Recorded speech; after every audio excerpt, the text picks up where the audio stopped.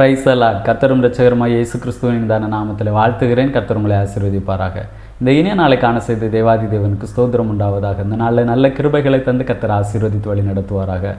யோவான் எழுதின சுவிசேஷம் 2வது அதிகாரம் 5வது வசனம்.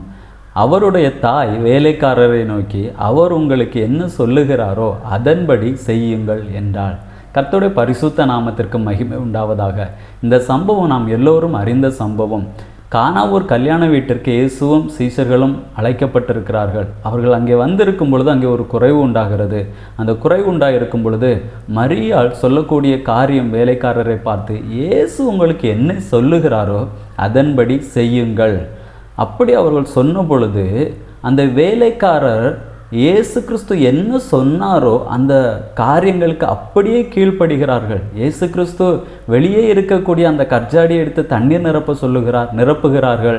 அந்த தண்ணீரை மொண்டு கொண்டு பந்தி விசாரிப்புக்காரரிடத்தில் கொடுக்க சொல்கிறார். அப்படியே செய்கிறார்கள். ஏன், எதற்கென்று ஒரு கேள்வியுமே கேட்கவில்லை. அப்படி அவர்கள் கேள்வி கேட்காமல் முற்றுமாக அப்படியே கீழ்ப்படிந்தது நிமித்தமாக, அதன்படி செய்தது நிமித்தமாக அந்த குறைவு அங்கே நிறைவாக மாறுகிறது. நாம் நம்முடைய வாழ்க்கையிலே சில குறைவுகளை நம்முடைய வாழ்க்கையிலே பார்க்கிறோம். சில குறைவுகள் இருக்கிறது. இந்த குறைவுகள் நம்முடைய வாழ்க்கையிலே நிறைவாக வேண்டும் என்றால், அந்த குறைவு நிறைவாவதற்கு இயேசு கிறிஸ்து நம்மிடம் என்ன பேசுகிறாரோ அதை அப்படியே செய்ய வேண்டும்.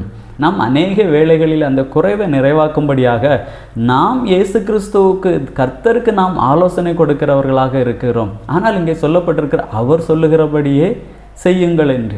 இப்போ இயேசு கிறிஸ்து நம்மிடம் என்ன பேசுகிறாரோ, என்ன சொல்லுகிறாரோ அதன்படி நாம் செய்யும் பொழுது நிச்சயமாக நம்முடைய வாழ்க்கையில் இருக்கக்கூடிய அந்த குறைவுகள் நிறைவாகும். ஜெபிக்கலாமா? நல்ல தகப்பனே, உம்மை நன்றியோடு உம்மை துதிக்கிறோம், உம்மை ஸ்தோத்தரிக்கிறோம் அப்பா.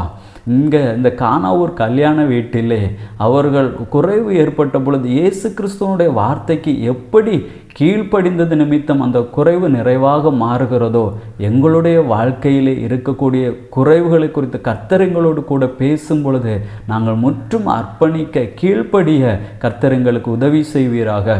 இருக்கக்கூடிய குறைவுகள் எல்லாவற்றையும் கர்த்தர் நிறைவாக்கி தருவீராக. இயேசுவின் நாமத்தில் பிதாவே, ஆமேன். God bless you.